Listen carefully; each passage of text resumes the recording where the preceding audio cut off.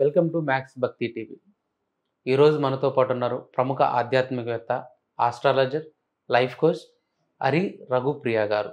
వారిని అడిగి మనకున్న ఎన్నో సందేహాలకి సమాధానాలు తెలుసుకుందాం. అమ్మ నమస్కారం. నమస్తే అమ్మా. అమ్మ, సనాతన ధర్మంలో ముగ్గురు ప్రధానమైన దైవాలు శివుడు, విష్ణువు, అమ్మవారు. అసలు ఈ ముగ్గురు తత్వాలు ఏంటి? వీళ్ళ గురించి వాళ్ళని ఎలా పూజించాలి, వాళ్ళ తత్వాలు ఏంటి అనేది మన ఆడియన్స్ కోసం క్లియర్గా ఎక్స్ప్లెయిన్ చేసి చెప్పరా? తప్పకుండా చెప్తాను. చాలా మంచి క్వశ్చన్ ఇది. అయితే శివుడు, విష్ణుమూర్తి, అమ్మవారు. అయితే ఈ అమ్మవారిని మనం శక్తి అని పిలుస్తాము కదా. ఫస్ట్ ఉద్భవించింది అమ్మవారు ఉద్భవించారు. అమ్మవారి తర్వాత అమ్మవారే 3 శక్తుల్ని సృష్టించింది. అది సృష్టి, స్థితి, లయము.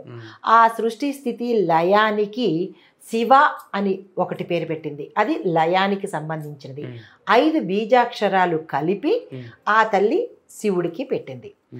8 బీజాక్షరాలు కలిపి విష్ణుమూర్తికి పెట్టింది. అది ఏంటి? స్థితికారకుడు.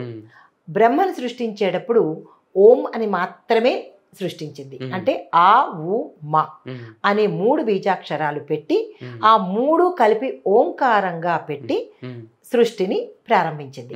అయితే వీళ్ళకి 3 విధులను అప్పగించడం జరిగింది. అది కూడా తల్లే చేసింది. అంటే పరమాత్మ, జగద్ధాత్రి, జగజ్జనని అంటారు. అయితే ఈ సృష్టికి చేసేటప్పుడు ఈమె మళ్ళా 3 రూపాలు ధరించి మరి ముగ్గురిని సృష్టించింది. మరి వాళ్ళకి శక్తి ఏది? ఇప్పుడు మనమేనా శక్తి లేదు అంటాం, ఓపిక లేదు అంటాం. అంటే ప్రతి ఒక్కళ్ళు నిత్యం అనుకునేది ఏ పని చేయాలన్నా కావాల్సింది శక్తి కావాలి. ఆ శక్తే అమ్మవారు. అయితే వీళ్ళ ముగ్గురికి మళ్ళా తను ఏం చేసింది? త్రిశూలంతో 3 బూడిదని 3 భాగాలుగా చేసి త్రిశూలంతో 3 భాగాలు చేసుకుంది. ఒక భాగానికి తాను సరస్వతీమాతగాను, మరొక భాగానికి లక్ష్మీ అమ్మవారిగాను, మరొక 3వ భాగానికి పార్వతీ అమ్మవారిగాను తను 3 రూపాలు ధరించి వాళ్ళకి శక్తిని ప్రసాదించింది. మొదటి శక్తి సృష్టి శక్తి. సృష్టించిన తర్వాత జ్ఞానాన్ని ఇవ్వాలిగా. ఒక మనిషి సృష్టించబడ్డాడు, ఆ మనిషికి జ్ఞానం ఇచ్చేది ఎవరు? సృష్టించింది బ్రహ్మ. జ్ఞానం ఇచ్చే ప్రదాత వాగ్దేవి. వాక్కునివ్వాలన్నా జ్ఞానం ఇవ్వాలన్నా సరస్వతి అమ్మవారు. ఆ రూపంగా బ్రహ్మదేవుడికి తను శక్తి అయి ముందు నడిపించింది. తరువాత స్థితికారకుడు. స్థితికారకుడు మహావిష్ణువు. సరే, స్థితి అనగానే దేనికి ఉపయోగపడుతుంది? జ్ఞానం. ఓకే. స్థితి అనగానే మనకు కావాల్సింది ఏంటి? ధనము, ఐశ్వర్యము. ఈయన ఏం చేస్తున్నాడు? ఆ పుట్టిన మనిషికి వారి వారి తలరాతలను బట్టి ఎవరెవరికి ఎప్పుడెప్పుడు ఏ స్థితిని కలిగించాలి అని నిర్ణయించేది శ్రీ మహావిష్ణువు. మరి ఆయనకి శక్తి కావాలి కదా. ఆయనకి ఆ శక్తిని ఇచ్చేది మహాలక్ష్మి, ఐశ్వర్య ప్రదాత. ఈ తల్లి ఆ శక్తిని ఇచ్చింది. సరే, లయం చెయ్యాలి కదా. అయితే ఈ వీళ్ళిద్దరినీ బేస్ చేసుకుని ఈ వ్యక్తి యొక్క పాపకర్మలేంటి, పుణ్యకర్మలేంటి అనేవి చూసుకుని ఎప్పుడు లయం చెయ్యాలి అనే దానికి ఈ పార్వతీ అమ్మవారి యొక్క ఉగ్రరూపమే కదా. ఉగ్రరూపం ఉంటేనే ఆ పని ఆ శక్తితో చేయగలుగుతారు. సో శివుడికి ఈ తల్లి ఉగ్రరూపంతో పార్వతీమాతగా ఈయనకి శక్తినిచ్చింది. అయితే ఆ 5 ఏంటంటే పంచాక్షరి మంత్రము నమశివాయ. ఈయన నమో నారాయణాయ. ఇక్కడికి వచ్చేటప్పటికి ఓం అన్నమాట. ఈ మంత్రాలతో బీజాక్షరాలతో సృష్టి చేసింది. అయితే ఇది అమ్మ తాలూకా తత్వము. ఈ అమ్మ తత్వము 3 రకాలుగా ఉంటుంది. పుట్టినప్పుడు, మధ్యప్పుడు, వృద్ధాప్యప్పుడు 3 దశలు. పుట్టినప్పుడు అంటే చదువు గురించి, జ్ఞానము. మధ్య వయసులో సంపాదన కోసము, తరువాత లయము, వృద్ధాప్యము. ఈ 3 రకాల శక్తులు ఏ సమయానికి ఆ శక్తిని ఇచ్చేదే అమ్మ తత్వము, తల్లి తత్వము. అయితే ఇప్పుడు విష్ణుమూర్తిని కనుక తీసుకున్నట్టయితే ఆయన తత్వం గురించి చెప్పాలి అంటే ఒక చిన్న కథ చెప్పాలి.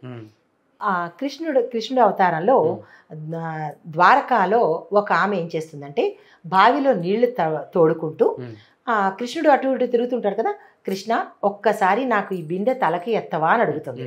అడిగేటప్పటికి నేను ఎత్తను అంటాడు. ఎత్తను అనేసి వెళ్ళిపోతుంటాడు. ఈ అమ్మాయి అనుకుంటుంది చాలా కష్టపడి, చిచ్చి కృష్ణుడు అసలు నాకు ఏ సహాయము చెయ్యట్లేదు అనుకుని మొత్తానికి ఈమె బిందె తలకెత్తుకుని ఆమె ఇంటికి వెళ్ళేటప్పటికీ ఆ శ్రీకృష్ణ పరమాత్మ ఇంటికి ఎదురుగా నిలబడి ఉంటాడు. నిలబడి ఉండేటప్పుడు, ఏంటి కృష్ణ నువ్వు అక్కడ బిందె ఎత్తనన్నావు, ఇక్కడ నా ఇంటి ముందు నుంచున్నావు ఏంటనంటే, నీకోసమే నుంచున్నాను అని చెప్పి ఆయన ఆమె తల మీద ఉన్న ఆ నీటి కుండని దించుతాడు. అంటే దాని అర్థం ఏంటంటే, నేను బరువుని ఎత్తేవాడిని కాదు, బరువుని దించేవాడిని మాత్రమే.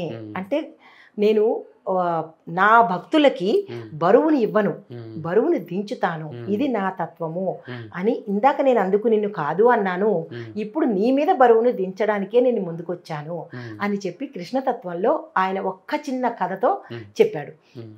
అయితే విష్ణుమూర్తి ఏం చేస్తాడు, ఆయన ఐశ్వర్య ప్రదాత. ముందు వెంటనే డబ్బులు ఇవ్వడు, ఆ మనిషిని కష్టపెట్టి కష్టపెట్టి కష్టపెట్టి తరువాత, అంటే పరీక్ష పెట్టి పెట్టి పెట్టి తరువాత ధనాన్ని ఐశ్వర్యాన్ని ఇస్తాడు. ఎందుకు ఇస్తాడు అంటే, ఆ ధనాన్ని అనుభవించే శక్తి ఇతనికి ఉందా లేదా అనే పరీక్ష చేసి సక్రమంగా నిర్వహించగలుగుతాడు. అప్పుడు ధనాన్ని వర్షంగా ఇస్తాడనమాట. ఆ పరీక్ష పెట్టి ధనాన్ని ఇస్తాడు. శివుడి దగ్గరికి వచ్చేటప్పటికి ఆయన ఏం చేస్తాడు, బోళాశంకరుడు కదా, అడగంగానే డబ్బులు ఇచ్చేస్తాడు. డబ్బులు కాదు, సకలము ఇస్తాడు.